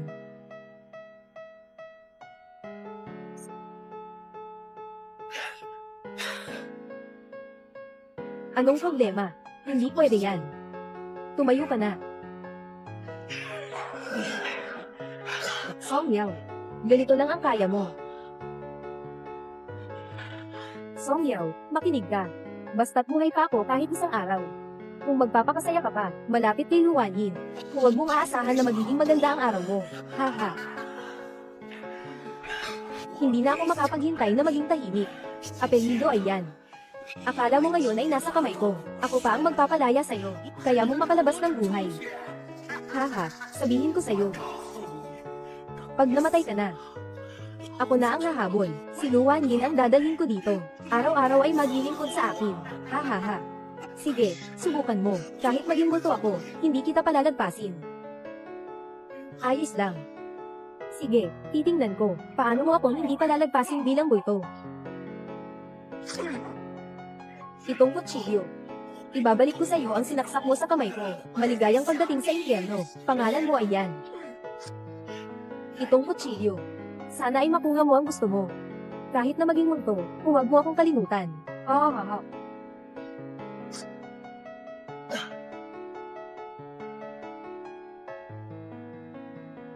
Diyos ko, talagang pumatay. Hindi ba ito yung araw na nakaraan, na madalas na nakabantay sa maliit na sibaw, yung lalaking nasa labas ng kwarto ng pasyente? Ay naku, Inay Bao, tingnan mo nga, ito ba yung kilala mong tao, yung taong yun? Yan Wenju. Labanan ng pamilya Song. Una, dapat labanan si Song Yao.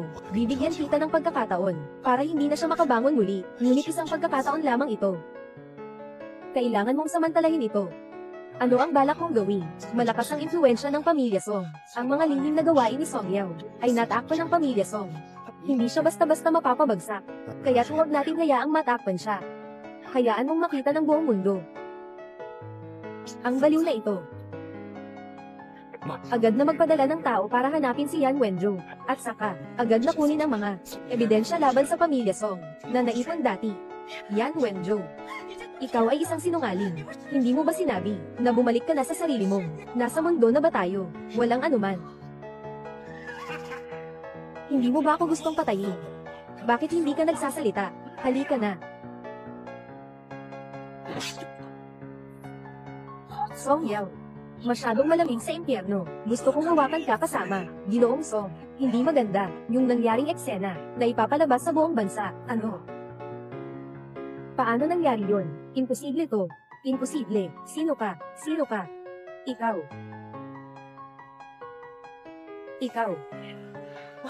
Ginoo, huli na tayo. Umuwi na kayo. Nakapaglabas na ng warrant. Ang ibang tao sa pamilya Song ay tinawag na.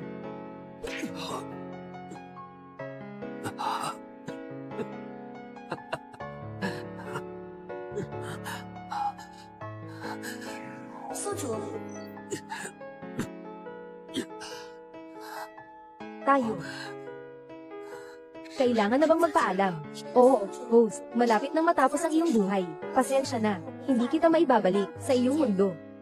Ayos lang.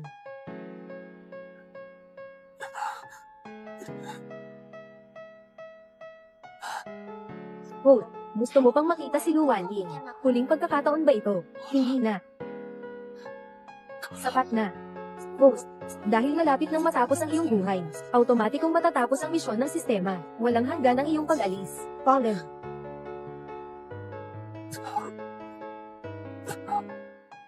Tapos na. Lahat ay tapos na. Nagawa ko na rin ito para sa iyo. Huling bagay na ginawa. Sa hinaharap.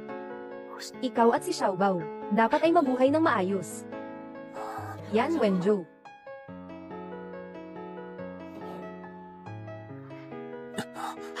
Hindi mo ba sinabi na umalis ka na? Gusto ko lang na bago ako umalis, tulungan kang ayusin si Song Yao na problemang ito. Ikaw na sinungaling. Bago umalis, palong sa iyo. Napakabuti. Huwag. Yan Wenju. Huwag. Hindi na ako manggugulo sa iyo at kay Xiaobao. Huwag. Hindi. Huwag ka nang magsalita. Ihahatid kita sa ospital. Ihahatid kita sa ospital. Hindi na, Wan Yin. Ako ay namatay sa mundong ito mo. Gusto kong bumalik sa sarili kong mundo. Talaga bang totoo? Huwag mo akong lokohin. Pasensya na. Naiiyak na naman kita. Wan Yin. Huwag magdasal. Mahal mo ako, pero pakiusap.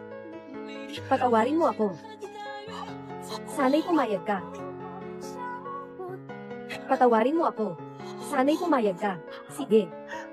Pinatawad na kita. Yan Wenju, pinatawad na kita. Ayos lang iyon. Ayos lang. Lang. Ayos. 你带我走到遥远的以后，带走我。 Yan Wenju. Yan Wenju. Wan Yin, salamat sa iyo sa pagbibigay ng buong pagmamahal sa akin. Hindi ako sapat na mabuti, na pinabayaan ang iyong taus-pusong pag-ibig, na nagdala sa iyo ng ganitong sakit. Alam ko, hindi na ako karapat-dapat sa iyong pag-ibig, kaya hayaan mo ako sa walang katapusang paglipas ng panahon. Hindi kailanman tumigil na mahalin ka, naway sa bawat araw na ako'y aalis. Wala kang hangin sa buhay, wala rin ulan. Tanging ang malinaw na langit. Sa bawat sandaling itataas ang ulo, maaari kang makakuha ng kaligayahan.